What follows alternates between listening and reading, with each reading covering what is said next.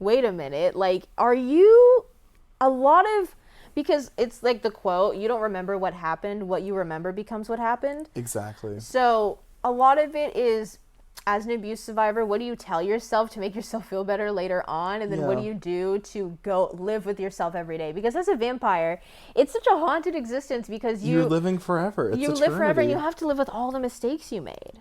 Yeah. And the mistakes that, like, I don't know, it's upsetting. But I do think it's interesting that with the interview, in the original 70 San Francisco interview, that I think we're going to see more of in the next season, hopefully, that his opinion of Lestat at that point is very negative. Yeah. And very awful. But his opinion in the current day, the current timeline when they're in Dubai, seems more favorable and almost more melancholy. Like he misses him to some extent, which is not good given what we saw in episode 5. But I also, before we continue our review, in episode 5, it's very spoiler alert. But like you should already watch the show. It's a year old. Yeah. That's not a problem.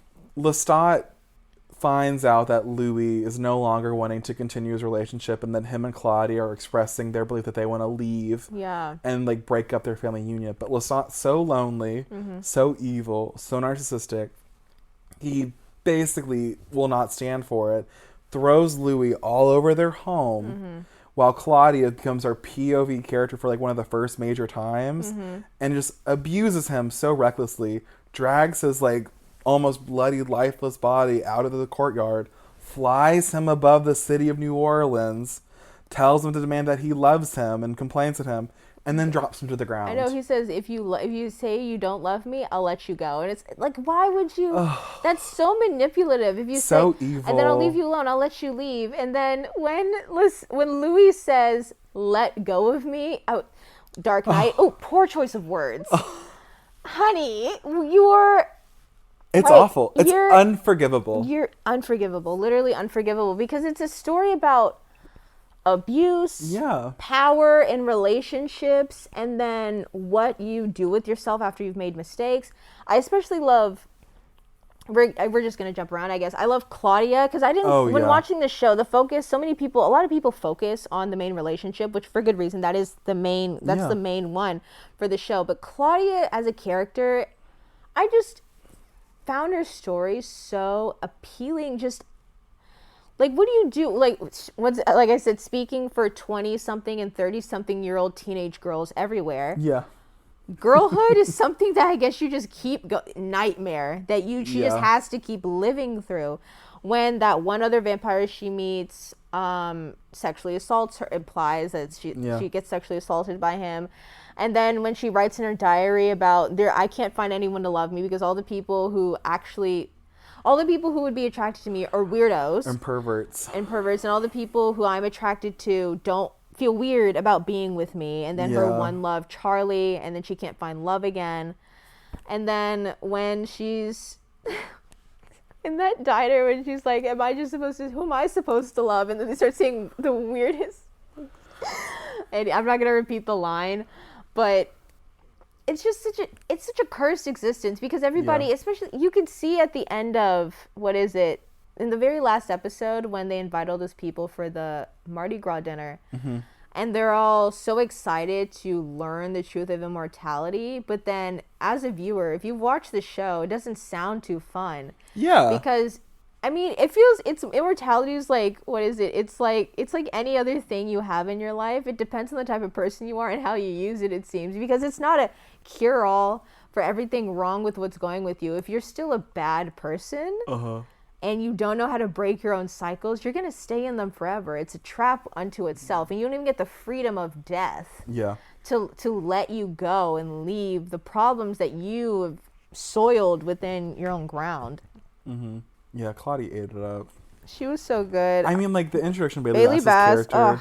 I'm worried for the new girl. I think her name is like Delaney Hales. I hope they don't bully her. She looks good. Like, the casting director did a great job. The casting director for this show, I trust them more than I've trusted anybody. I trust this person more than I trust my parents. I trust this person to do their job better than anybody I've ever seen in my life. Yeah. They have been picking so well. No, because Jacob Anderson as Louis inspired casting. So good. Inspired. Wonderful. And I love how they changed the scene, because I remember thinking, wait, I thought one of them was a slave owner, I remember. Oh, yeah. Something. I was like, wait, what's going on? It's a major change in the show that Louis is now like a black business owner in the early 1900s Louisiana. Business owner. He's owns a brothel. Yeah, he's a pimp. He's a pimp. Hey, like, I gotta respect it. Sex work is work. Support black businesses. Yes, of course. Exactly. Thank you.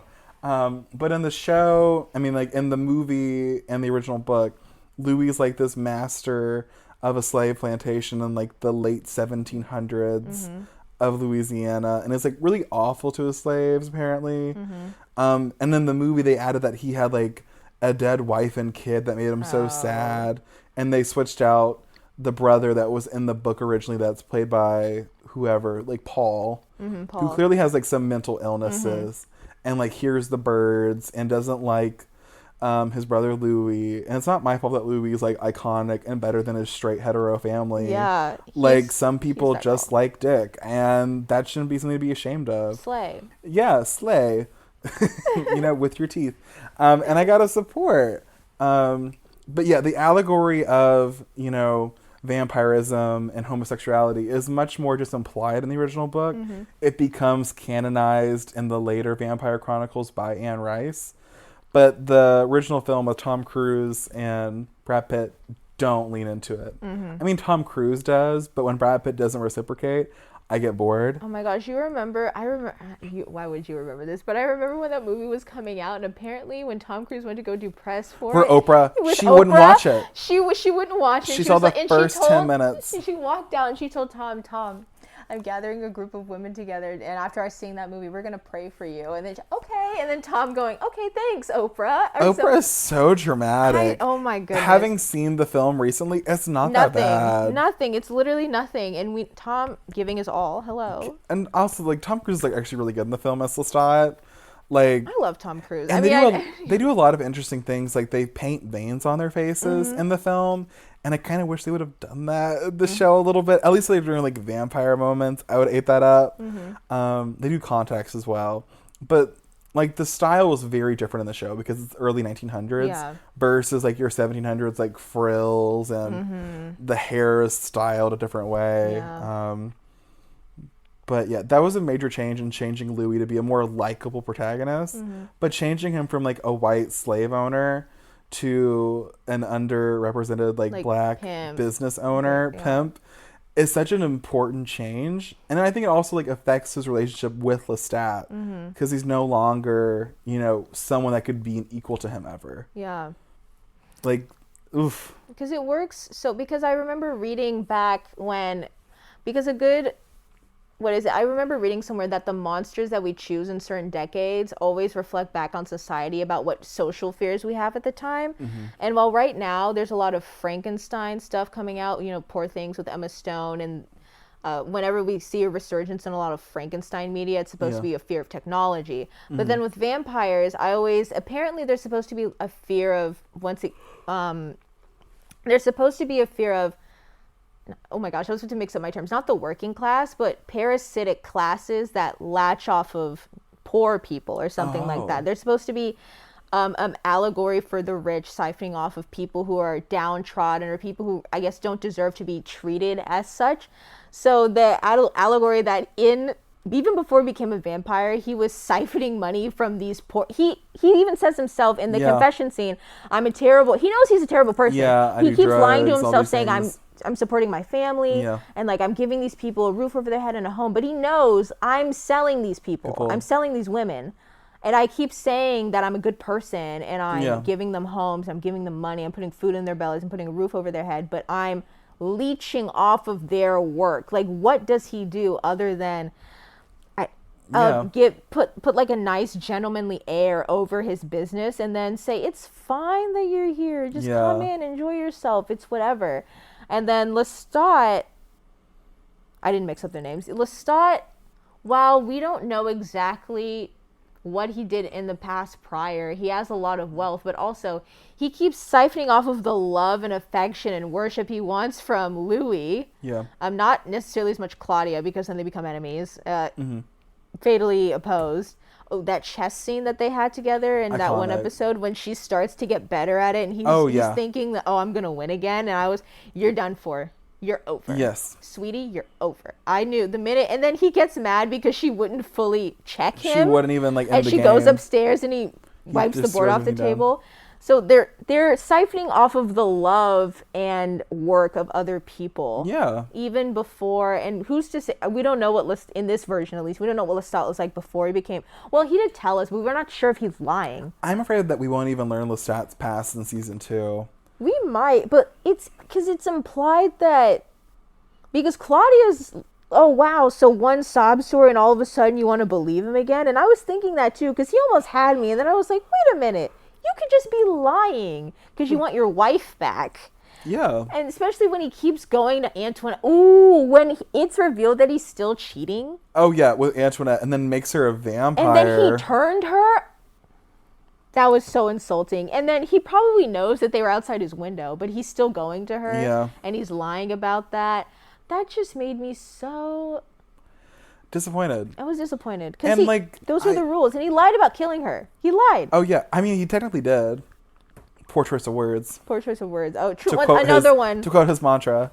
Poor choice of words. But yeah, Lestat's such an evil person, and I'm really happy that, like, I think they made that important change that he is like such an objective like domestic abuser, because the show really does need a villain, and I think that. Dissolution of that family dynamic that became so iconic before we get to that episode 5, like, final moments, I think is important because they're not good people at the end of the day. They're very flawed, complex people. But it was important for, like, Lestat to become a figure that was so unforgivable because watching the movie, when Claudia kills Lestat, Louis not involved at all. Like, he's not even really that perturbed by it because there's no relationship present. Yeah. Like, you have to, like, make us not like a character for us to be happy and have a reaction proper when we deal with them.